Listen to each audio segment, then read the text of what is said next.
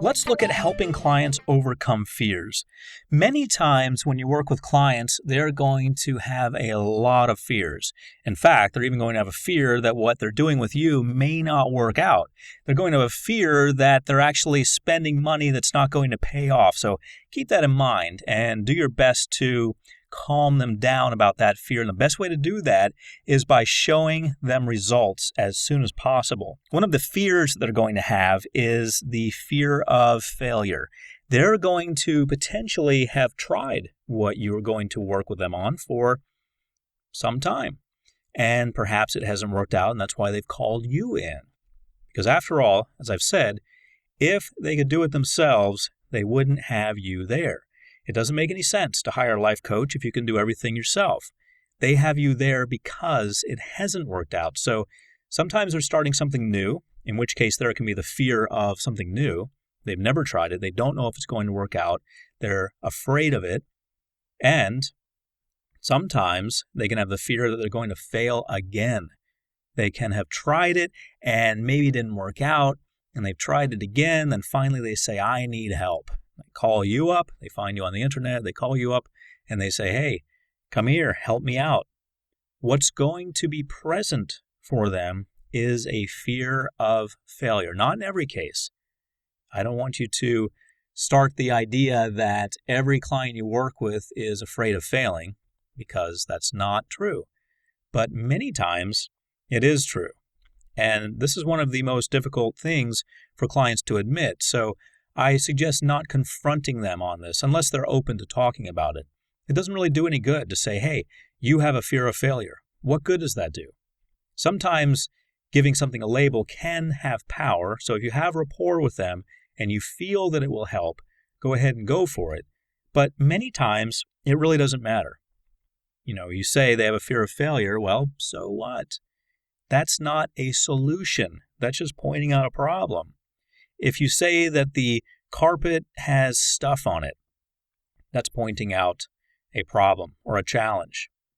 Better way to say that is, why don't we do something about the carpet having stuff on it? Or have you ever thought about the different ways that you can resolve the challenge of the carpet having stuff on it? And really, it's just a matter of getting out a vacuum cleaner and vacuuming. So in that simple scenario, it's easy, but you understand my point. Focusing on the solution is where you want to be. So even if they have a fear of failure, pointing it out isn't necessarily going to be the way to go. But keep in mind, this is a very common situation. So one of the things you'll be called upon to do, directly or indirectly, is to help your clients overcome fear of failure. What about fear of success? Now, isn't this an interesting one? We talk more and more about it in self-help circles over the past 20 years or so. The fear of success, I've noticed it becoming more and more popular. But isn't it interesting that someone can have a fear of success? And sometimes the people who have a fear of success are the people who are trying the hardest. I mean, really going for it. And when I say trying, I mean to use that word. Remember, trying kind of sets you up for failure sometimes. But they're trying. They're trying to look busy. They're trying to convince themselves, to fool themselves, that they're actually working towards something, when they know all along in their subconscious minds, may not be consciously present for them, but in the back of their minds they know, in their subconscious minds they know that it's not going to work out because they don't feel worthy. They have a fear of success. And that's where fear of success often stems from, a feeling of unworthiness. They're afraid of what would happen. Sometimes it's just because they don't want the added aggravation. They're actually afraid of becoming famous or becoming well-known or doing something the right way. Because what happens? What happened after the Beatles made their first album? Everybody said, what's next? Where's number 2? And if they had been afraid of success, well, they probably would have shied away from album number 1 because of not wanting all of the things that come along with success. So sometimes your clients are actually afraid of that. Now, they may not be on the verge of becoming famous like the Beatles, but maybe if they do the project the right way for once, they'll be given more work to do. And they're actually afraid of that. They're thinking, if I just keep my head low, then I'll be okay. As long as I'm just getting by, I'll be okay. On the other hand, they're hiring you, and they're looking like they're working toward becoming successful. So keep this in mind. Sometimes clients work against themselves. It's not because they're bad people. It's not because they don't have any sense. It's oftentimes because of something in their subconscious minds that's telling them, you really don't want this. You really don't want to be this successful, because it's going to mean some kind of pain somewhere along the line. So keep in mind that many times your clients will be sabotaging your efforts and their own efforts. And you're going to see this. They're going to miss meetings. They're going to show up late for things. They're going to, quote unquote, forget to do certain things that they need to do in order to become successful. Why? Because their subconscious mind is in control. So be aware of this. What about fear of rejection? Clients have a fear of rejection, just like everyone else from time to time has. And the most prevalent example of this would be in the dating world. Not that you will be a dating coach per se, but you never know. Some clients may hire you for that. But it's easy to take stories from there that can serve metaphorically as examples of you working with your clients in business or whatever they're working on. People will fail to do certain things in dating because they don't want to be rejected. Maybe they've been rejected before, failing to see that each new situation is a new opportunity, completely new. The only thing that's the same about it is the attitude they're bringing into it. When someone brings the same attitude into anything, dating situation, business, getting a new job, anything at all, what tends to happen? They tend to reproduce the same results. The results they had before, they tend to reproduce again. And it tends to be a cycle with them. It tends to go on and on. And I've seen this in clients many times, with clients I work with in hypnotherapy. They'll come to me one year and they've just found their soulmate, for example. They just found the love of their life, their soulmate. And the next year, they've just found their soulmate. They've come back to me again for something else. But we start talking about that and they found their soulmate. It's a different person. This is a cycle for them. So people tend to get in cycles when they bring the same thing into each new scenario. And they tend to repeat things that don't work because they really do work. There's some payoff for them. In messing things up, there's actually a payoff for them. So when people are afraid of rejection many times in business or dating or what have you, they tend to mess it up. It's your job to keep your eyes open and notice when this is happening. You're going to notice patterns. You're going to hear excuses sometimes from your clients. Oh, I was late. Oh, I couldn't do it. It was impossible. I had so much going on. Oh, really? They had so much going on? Why couldn't that have been going on? So you've got to ask yourself logical questions when you hear things that are excuses, because things that are excuses are really not going to benefit the client. Depending on how much rapport you have with them, you can either call them on it directly. Some clients love that. Or if they're not really into that, then you can take some other sort of corrective action. As we talked about, setting alarms earlier for them or telling them their meetings start earlier than they actually do so they'll get there on time. So you can work for them while they're working against themselves. What about procrastination? Well, procrastination is something that is not necessarily a fear, but I put it in this category because when you are afraid of something, procrastination can creep into any of these areas. When you have a fear of failure, you can procrastinate to the point where you're no longer eligible to do that. Let's say someone's afraid they're going to fail the entrance exam to medical school. So they just put off taking the exam, the MCAT. They put it off, put it off. They procrastinate. Oh, eventually the due dates pass for the signing up for the test, and they're not able to do it. They can do it next time, but they missed this one. Oh, well, guess I'll do something else. So procrastination can come in and offer a really nice excuse. Hey, I missed it. I missed the cutoff date. I missed the time I was supposed to do it. And that could happen for anything. Procrastination can creep in and serve as a wonderful excuse. So look for procrastination with your clients? What about fear of success? It can affect this because fear of success means that you don't want it to work out. So whether they're afraid they're going to fail or afraid they're going to succeed, hey, I become a medical doctor, suddenly all these sick people will be coming to me. I don't really want that. That's their subconscious dialogue that they may not be aware of. So procrastination can come into play. Maybe they get into medical school and they start showing up to places late or not doing things they're supposed to do on time. They can undo it. Fear of rejection. You can put off things. Let's say that you are afraid that your proposal is going to be rejected. You're working with someone who's working on a company merger, and they've got to come up with a proposal. It's your job as a life coach to help them get their act together and get a proposal together, do all the things they need to do, but they put it off. Why? They're afraid of being rejected. Why are they afraid of being rejected? Because it is painful for them. That's what all of these things are about. They're about pain. Your clients' minds are programmed to avoid pain. What they don't realize is that pain sometimes equals progress. I heard recently a phrase which I hope becomes more popular, and it was something along the lines of fail faster, something along those lines. Fail faster, or fail harder, I think it was.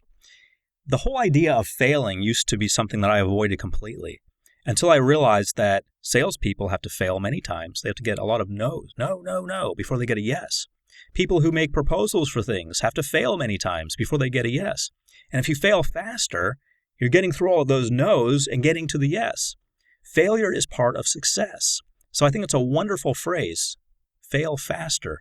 Get it over with faster. Go through it. You're actually planning on failing, but not really. That's not really your goal. Your goal is success. But you're accepting the fact that failures are going to happen. And this gives you a lot of power. You've already planned for failure, and you know it's part of the success. Let's talk about confronting challenges. Confronting challenges. Now, frustration is going to happen. Your clients are going to come up against frustration. They're going to be frustrated with you. They're going to be frustrated with themselves. They're going to be frustrated with the process. They're going to be frustrated with their spouses, their lives. They're going to be frustrated with everything. And you're going to be frustrated with everything at certain points. Confronting the challenge of frustration can be a little bit of a task, can be a little daunting. First of all, if your client is one of those people who's constantly frustrated, you may want to recommend some sort of Zen meditation or hypnosis or something that's going to calm them down. But if they're the type of people who have a little bit of frustration every now and then, and that frustration is actually standing in their way of success, and it's just a little bit occasionally, then what you can do is work on that, is address that. Maybe not directly. Maybe you don't want to directly address it and say, hey, I've noticed you're frustrated. Oh, yeah? Well, now I'm frustrated at you for mentioning that I'm frustrated. So it may not always work out to your advantage, but you can at least build it into a plan. You can at least work it into a plan to deal with their frustration, or better yet, have them deal with it. Because one of the challenges that they're going to face is frustration. What happens when we get frustrated? When we're doing something and we get frustrated? It's not a resourceful state. It's not something that you can use. It's not like happiness or motivation or confidence. It's something that causes us to mess up. It's something that causes us to have anxiety. It's something that causes us to paint outside of the lines when we're trying to paint within the lines. We're trying to do something right, trying to get it done on time, and we're frustrated. We start getting sloppy, don't we? We start doing things that we shouldn't do in terms of things that don't contribute to finishing the task. We tend to get very sloppy with our work when we're frustrated. Maybe your client goes so far as to start throwing things. Who knows? But frustration is a highly unresourceful state, and it's going to be a challenge that comes up.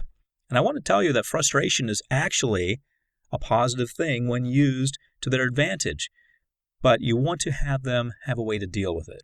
Great way is a punching bag or a gym membership or yoga or meditation or hypnosis or something that's going to help them deal with that challenge. What about hesitation? Hesitation. Now, hesitation is related to procrastination, but hesitation is more in the moment.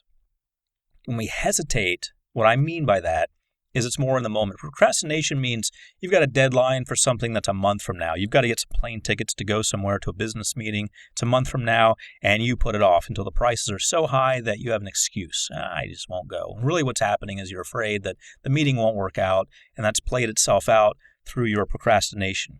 Hesitation, the way I define it, is something in the moment. I'm just about to do this. I'm just about to approach that person who's actually going to help me in my career. Let's say your client is in that position. They're just about to do something that's really going to help them out. It's going to help them tremendously in what they're doing. But when it comes time to do it, in that key clutch moment, they hesitate. What happens when we hesitate when there's opportunity? There's an old saying that goes something like this.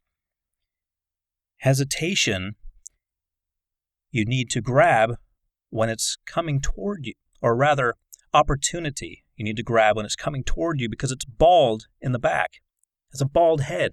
In other words, when it already passes you, you can't reach out and grab it. There's nothing to grab onto. It's bald in the back. You're going to be grabbing onto nothing. It's going to pass you by.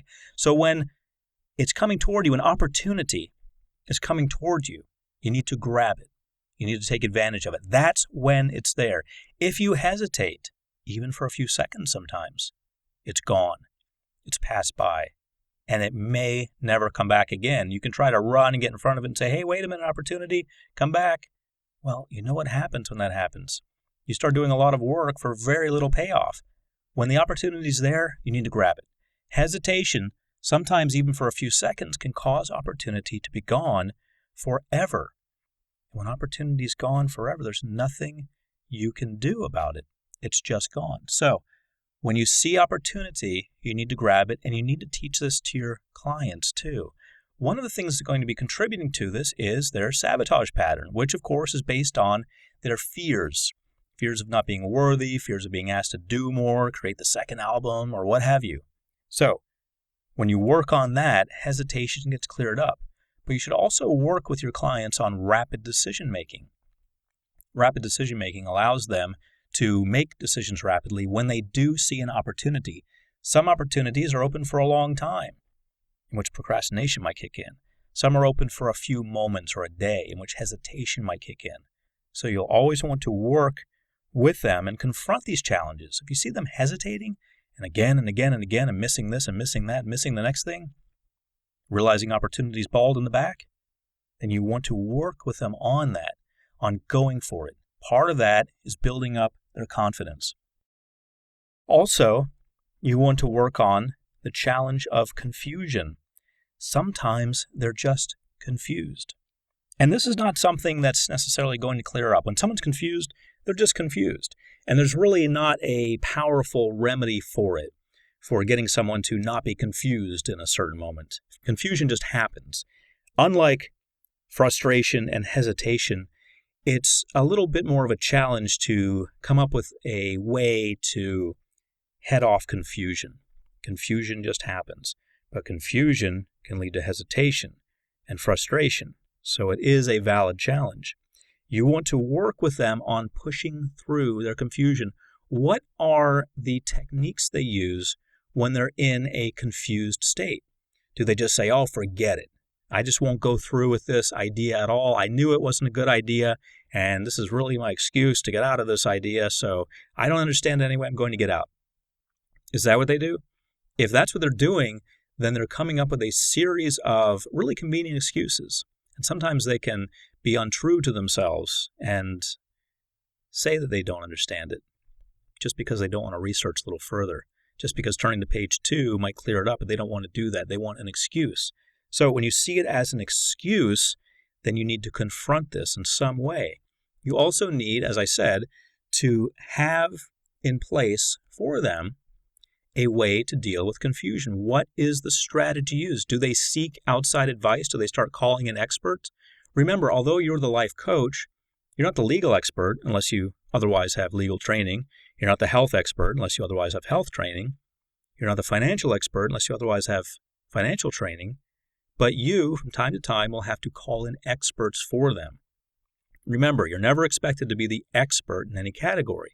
You can study things and learn about them, but some things are going to require an expert, someone who has a college degree in it and who has been licensed in that particular state to practice in that specialty. And that's just the way it is. Sometimes you're going to have to call in that specialist, the attorney, the medical doctor, the accountant, CPA, whoever. So they need to have a way of coping with and pushing through confusion, because enough confusing situations over time can really stifle a company or an individual. If they get confused about enough things, then they're really not going to go anywhere. They're not going to be able to push through to the next level. If that continues happening, then what happens is they end up going in circles. They never really understand anything, and they don't get anywhere. So help them confront that challenge. Now let's talk specifically about confronting frustration. When a client hits a dead end, I want you to ask, what can you do differently to get a new and better result? That's a very powerful question. So the client has perhaps become confused, perhaps hesitated, who knows? But they're frustrated. They're frustrated. They don't really know what to do. And in this scenario, I've gone a little further and said they've hit a dead end. Now it's in quotation marks, dead end, because there really is no dead end. But they feel that that's where they are. They need to do something differently. There needs to be a different choice. Think about a rat in a maze. The rat may go through the maze every time and wind up in the same place every time. And if that's not where the rat wants to go, what does it need to do? Something different.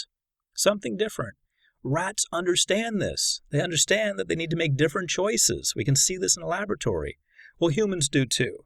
But sometimes, because of frustration, we tend to get a little off track. We tend to lose faith. We tend to say, forget it. Because unlike the rat, we can step right out of that maze. We can say, no thanks, maze, I'm leaving. And if we do that, then we miss out on tremendous opportunity. So rather than allowing your clients to do that, how about asking them, what can you do differently to get a new and better result? So realize we're not just after a new result. We're after a new and better result. And also realize that the next result may also be a dead end. And I want you to get your clients okay with that, because it's not as if they're going to try something one time or work toward achieving something one time and fail, and work toward achieving it again and get it. It doesn't always work that way. Just because you tried it again does not mean the universe owes you anything. Doesn't mean the universe owes your client anything. It doesn't mean it's going to work. Sometimes you have to try 100 times. Sometimes you have to focus on a new result or focus on a different approach to that same result 100 times. And look at the story of Thomas Edison working on the light bulb. As the story goes, I believe he tried 1,000 different combinations before something actually lit up and he became world famous and forever known. That's the way the story goes.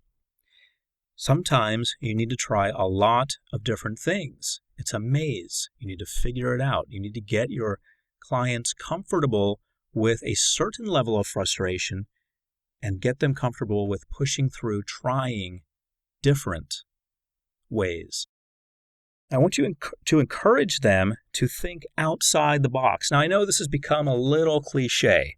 Think outside the box. Everyone says that, to the point at which when people say that, I almost think that they're not thinking outside the box because everyone says that. But for lack of a better expression, you really do need to get your clients to think differently. That means taking themselves out of the immediate situation, zooming out, getting a global perspective of what's going on. Sometimes you can just have them visualize this. Visualize zooming out from their office, zooming out from their state, zooming out from their country, and just looking at it. Imagine looking at it, the challenge, from a great distance. Once you do that, you're going to realize that, first of all, the challenge is really small. It's not really as big as everyone thought it was. Second of all, you're going to potentially see different alternatives. You know, one of the great tricks that works with this is getting your clients to read different magazines. Bill Gates reads a variety of magazines, things he's not even interested in. He reads them to keep his mind fresh because he is actually interested in a lot of things, but not every magazine he has a subscription to is something that he's really, really into. But it keeps his mind fresh. He also takes online courses. He takes them so that he can keep his mind fresh. Now, what does this do? Let's say you get a magazine about basket weaving and you're a physicist. Is that really going to help? Maybe, maybe not. Maybe you'll see something in there that's so out of the ordinary from what you would normally study or normally read about that you see a new way of looking at what you've been looking at. We can get so caught up in working on a solution. We can get so focused on it that we get blinders on. We fail to see other alternatives. We fail to look at things from other points of view. We get so caught up in the tools and techniques that we have that we ignore everything else. So when you think outside the box, you think outside of your immediate situation. You think in ways that you normally wouldn't, ways that you normally dismiss, and you think in ways that you never even thought about thinking about. If you get a book on or a magazine on basket weaving, you start reading it, you've never been into basket weaving, I guarantee you're going to see some ideas in there that are new to you, ideas that you hadn't thought about. You'll also probably gain an appreciation for some of the art and science behind it. The point is that if you have a client who feels stuck, they need to start thinking differently. So having them do different things, read different things, these kinds of tricks are really not tricks at all. They're just part of expanding the mind. Have them start taking piano lessons or art classes. These things free up their thinking and give them new distinctions. And this allows them to come back and confront that frustration, which is going to happen anyway, confront it in a new way and actually push through it and make those new powerful choices.